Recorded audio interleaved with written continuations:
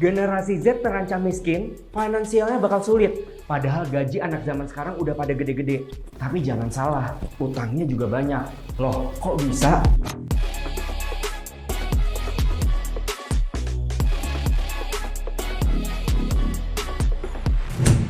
Tahu nggak? Nah, buat kamu yang lahir tahun 1997 sampai 2012, udah masuk di kategori Gen Z. Apa termasuk kamu yang lagi nonton, atau adik kamu, atau malah anak kamu nih? Nah, terus kenapa mereka terancam miskin? Jadi ke depannya, Gen Z tuh bakal ngadepin tantangan finansial yang signifikan. Analisanya bilang kalau banyak yang bakal kesusahan buat menuhin kebutuhan hidup. Bahkan yang dasar ya, walaupun kamu tahu juga kan, mereka pada punya pendidikan yang oke dan kerjanya juga nggak ada habisnya. Kayak bisa ngadepin bos 24 jam gitulah. Lah, terus kenapa dong? Yang pertama gara-gara naiknya biaya hidup bikin Gen Z tuh susah nabung. Millennials aja udah susah beli rumah kan? Apalagi Gen Z. Pasti harga rumah makin naik tapi nggak sebanding sama kenaikan gaji atau income-nya. Belum lagi tren konser, tumbler Stanley, popsicle, labubu, cafe estetik, OOTD fashion, tiap hari itu. Ya kamu tau lah ya, jadi duitnya pada habis kemana. Kedua, ingat nggak pandemi COVID-19 tahun 2019 sampai 2020? Kurang lebih 5 tahun yang lalu. Kalau kamu hitung, umur anak Gen Z yang lahir tahun 1997 itu sekitar 22 sampai 23 tahun. Yang artinya mereka baru banget lulus kuliah dan awal-awal punya kerjaan. Ingat kan, waktu itu banyak PHK massal, layoff di kantor buat kurangin biaya, atau gaji yang pada dipotong-potong. Nah, bayangin aja, baru juga kerja, baru juga punya duit sendiri, dipecat atau dipotong gajinya. Gimana mau nabung? Ini nih yang bikin kondisi keuangan Gen Z juga nggak stabil banget, kecuali anak orang kaya kali ya. Sampai akhirnya muncul tuh isu kesehatan mental yang rame banget juga. Ingat kan, itu semua rame banget kejadiannya di Gen Z. Karena banyak yang stres, depresi, jadi pada upload kisah kesehatan mentalnya di sosmed. Surveinya 40% Gen Z kena mental issue karena kondisi ekonomi dan pergaulan. Makanya sampai muncul statement kalau Gen Z itu manja, lembek, gak bisa dimarahin bos, langsung baper, ganti-ganti kerjaan. Aduh. Oke, kita coba bahas ya soal kenaikan harga yang tinggi dan kenaikan standar hidup karena ada inflasi yang tinggi juga.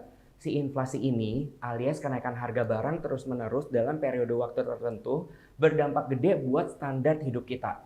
Coba lihat deh sekeliling kamu. Yang baru berkeluarga, rata-rata sekarang gak bisa tuh cuma ngandelin suaminya aja yang kerja. Tapi istrinya juga perlu kerja. Artinya banyak rumah tangga yang butuh minimal 2 sumber pendapatan biar bisa tetap bertahan. Kita lihat ya, ternyata ini tuh udah dimulai dari pertengahan tahun 1970-an.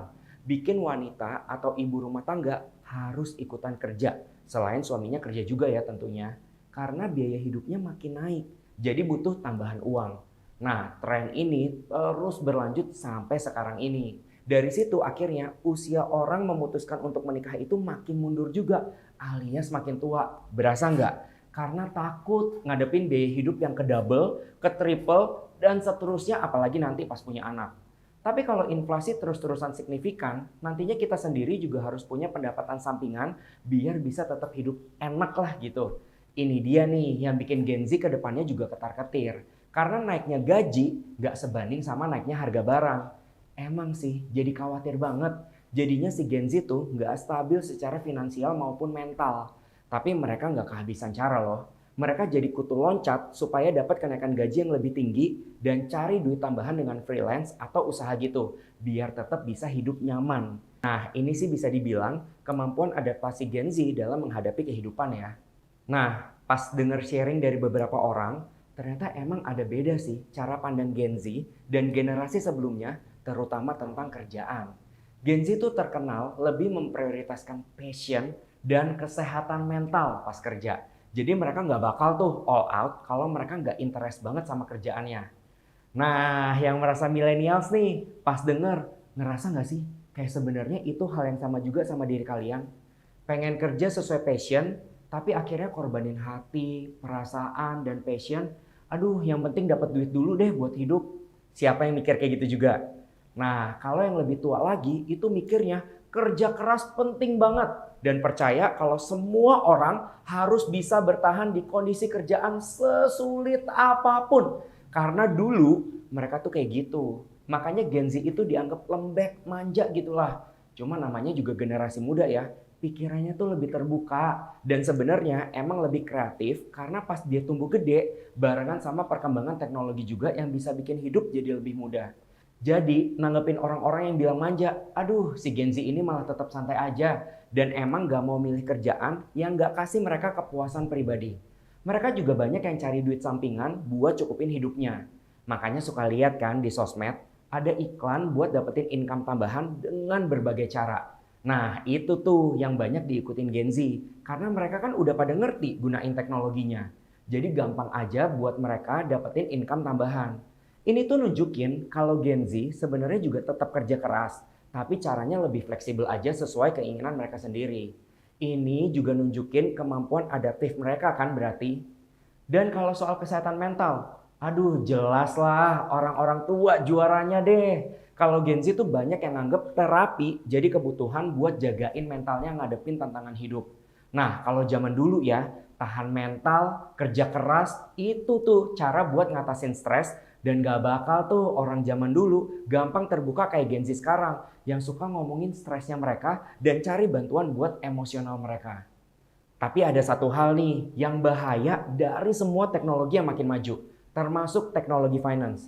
Tahu kan soal pay later, pinjol, gaya hidup elit, ekonomi sulit, tapi jadi gampang gara-gara ada pay later. Nah ini jadi salah satu tantangan gede juga nih buat si Gen Z. Kayak yang tadi aku sempat bilang, zaman sekarang tuh banyak banget tren yang bikin kita tuh nggak gaul kalau nggak punya. Sebut aja deh merek tumbler hits kayak Corkcicle, Stanley, Hydro Flask. Sempet tuh pada masanya satu kantor isinya cuma pamer-pamer tumbler. Atau inget nggak sama Labubu dan tiket konser sana sini? Maroon 5, Bruno Mars, Blackpink. Siapa nih yang di sini kemarin sempat nonton juga? Mana tiketnya tuh nggak ada yang murah. Udah jutaan semua kalau mau dapat tempat yang asik. Aku juga inget banget nih, mau bantuin beli tiket konser, ikutin war-nya lebay banget. Akhirnya nggak dapet juga alias sold out. Padahal tahu nggak, itu harga tiketnya di atas 3 jutaan. Gila kan? Nah karena gampangnya pinjol dan banyak banget tren gaya hidup yang harus diikutin, akhirnya kena lah si Gen Z ini sama namanya utang. Analisanya, tingkat utang di kalangan Gen Z itu meningkat banget dibandingkan generasi sebelumnya. Nah beban utangnya jadi lebih parah. Karena apa? Karena inflasi yang tinggi dan biaya hidup juga meningkat. Tapi nggak disangka loh, meski susah punya rumah, tingkat kepemilikan rumahnya di Gen Z itu lebih tinggi dibandingkan milenial. Hebat nggak tuh? Nah ini berarti ada keberhasilan strategi Gen Z buat dapetin income tambahan yang akhirnya malah bisa diprioritasin buat beli rumah.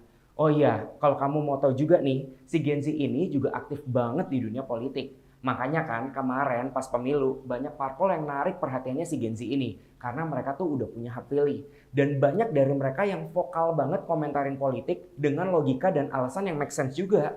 Karena gampang banget buat mereka cari beritanya di internet, analisa, dan langsung ambil kesimpulannya. Cepet banget deh mereka mikirnya.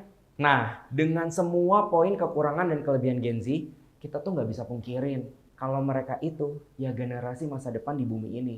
Jadi apa dong yang bisa kita lakuin?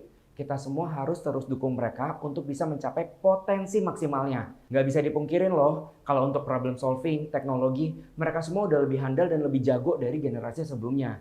Jelas ya, teknologi kan makin berkembang ke depannya. Dan yang udah punya fondasi matang buat lanjutin, ya si Gen Z ini. Coba deh, buat kamu yang nonton video ini, tulis di komen pengalaman-pengalaman apa aja yang pernah kamu alamin pas ngadepin si Gen Z ini. Kalau buat Gen Z yang lagi nonton, coba kasih tahu aku keunggulan-keunggulan generasi kamu dong.